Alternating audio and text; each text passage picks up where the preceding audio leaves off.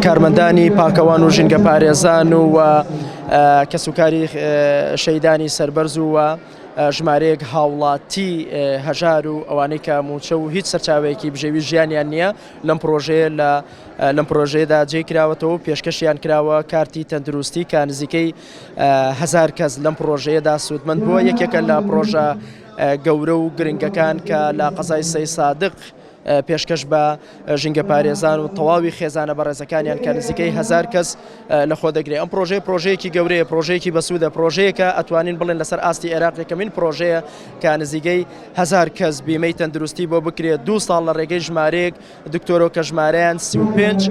دکتۆرە و لە هەمان کاتدا تەواوی خزمەتگوزاریەکان تەواوی لایەنە تەندروستیەکان ئەوەی کە پێویستە لەخۆ دەگرێت و هەموو دکتۆرە پسپۆڕەکان تیا بەشدارە و تیشک، سۆنەر، ئەشعە، دەرمان، شیکاری نەخۆشیەکان و هەموو دکتۆرە بەڕێزەکانی با بڵێن ژنان، مناڵان، قورگولوت و گوێ باتنی، هەناوی هەموو تێدا بەشدارە. لەم پرۆژەیەدا هیوادارین توانی بێتمان وەک لایەنەکانی دیکەی تەندروستی